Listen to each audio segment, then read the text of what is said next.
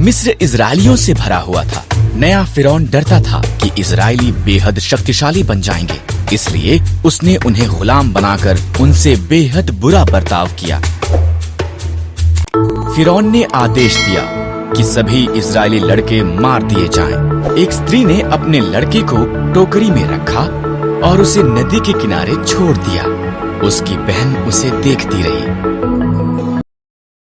फिरौन की बेटी नदी के किनारे नहा रही थी। उसे बच्चा मिल गया और उसने उसे रखने का निर्णय लिया। उसकी बहन ने उसके पालन पोषण के लिए उसकी माता की सहायता की पेशकश की। फिरौन की बेटी ने उसका नाम मूसा रखा। मूसा बड़ा हुआ। एक दिन उसने देखा कि एक मिस्री इजरायली को मार रहा है। मूसा ने मिस्री को मार दिया और मिद्यान को भाग गया और 40 साल तक एक चरवाहा होकर रहा। मूसा होरब पर्वत पर अपनी भेड़ों की निगरानी कर रहा था। परमेश्वर की आवाज एक जलती झाड़ी से बोलने लगी, मूसा, मेरे लोग कष्ट में हैं। मैंने उन्हें आजाद कराने के लिए तुझे चुना है। मैं नहीं कर सकता, मूसा ने जवाब दिया। मैं तुम्हारी सहायता करूंगा, परमेश्वर ने वादा किया। अपनी लाठी नीचे फेंक। मूसा ने किया। वो लाठी एक सांप में बदल गई। जब उसने इसे उठाया, वो पुनः एक लाठी बन गई। अपना हाथ ढांप ले, परमेश्वर ने कहा। मूसा ने ऐसा ही किया। उसने देखा ये रोग से भर गया था। जब उसने दोबारा किया, वो चंगा हो गया था। ये जाकर फिरौन को दिखा। परमेश्वर ने कहा, मैं एक अच्छा वक्ता नहीं हूँ। मूसा ने कहा, मैं तुझे शब्द दूंगा। परमेश्वर ने कहा, तुम्हारा भाई हारून सहायता कर सकता है। इस तरह मूसा इजरायलियों को आजाद करने के लिए फिरौन को बताने के लिए गया। मूसा और हारून ने फिरौन से कहा, इजरायलियों का परमेश्वर कहता है कि तुम उसके लोगों को जाने दो, नहीं तो बुरी बातें तुम्हारे साथ होंगी। पर फिरौन ने उनकी नहीं सुनी। इसलिए परमेश्वर ने मिस्र में पानी को लहू में बदल दिया। कोई भी इसे पी न सका। तब उसने मिस्रियों के घरों को मेंढकों से भर दिया।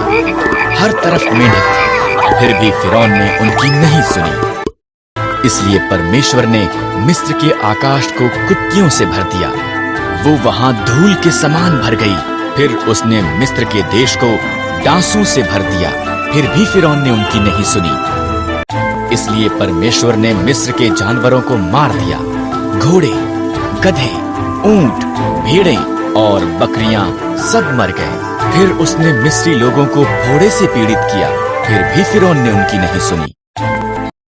परमेश्वर ने मिस्र की फसल का नाश करने के लिए ओलों की वर्षा भेजी। उनकी जौ और सन्न की फसल नष्ट हो गई। तब उसने बचे हुए फल को खाने के लिए टिड्डियां भेजी। फिर भी फिरौन ने उनकी नहीं सुनी। इसलिए परमेश्वर ने देश में अंधकार भेजा। फिर भी फिरौन ने उनकी नहीं सुनी। परमेश्वर ने कहा, मैं मिस्र में प्रत्येक पहिलौठों को मार दूंगा और सभी पशुओं के पहिलौठों को भी। मेरे लोग एक मेमने को मारें, उसे खाएं और उसके लहू को उनके द्वार की चौखट पर लगाएं। मैं लहू को देखूंगा और उनके घरों को छोड़ दूंगा। उनके बच्चे नहीं मरेंगे। तुम इसे फसह कहोगे और सदा उसे याद रखोगे। इजरायलियों ने परमेश्वर की आज्ञा मानी, पर मिस्रियों के पहिलौठे मर गए, यहाँ तक कि फिरौन का पुत्र भी। अंत में फिरौन ने सुनी और उसने इजरायलियों को जाने दिया। 10वीं विपत्ति में फिरौन के पुत्र के मरने के बाद उसने इजरायलियों को जाने दिया। वो लाल समंदर के पास थे जब फिरौन ने अपना मन बदला और उनका पीछा किया। जब इजरायलियों ने फिरौन के रथों को देखा, वो बहुत भयभीत हो गए। लेकिन परमेश्वर ने मूसा को लाल समंदर की तरफ उसकी लाठी को उठाने के लिए कहा। परमेश्वर ने एक जोरदार हवा भेजी और समंदर को 2 भाग कर दिया। एक सूखा मार्ग प्रकट हो गया और इजरायली लाल समंदर के बीच में से निकल गए।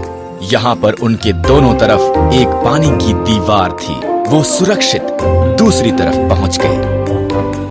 फिरौन और उसकी सेना समंदर में उनके पीछे गई। परमेश्वर ने मूसा को उसका हाथ बढ़ाने के लिए कहा।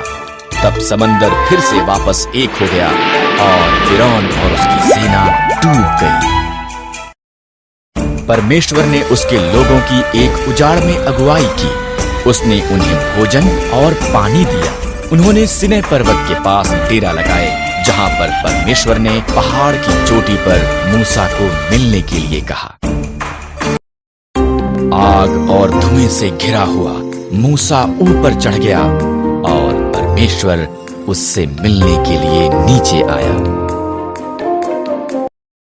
तब परमेश्वर ने मूसा को 2 पत्थर की पट्टियों पर 10 आज्ञाएं दी। अन्य देवताओं की आराधना मत करना, मूर्तियां मत बनाना, आदर के साथ मेरा नाम लेना, विश्राम दिन को एक विशेष दिन करके मनाना,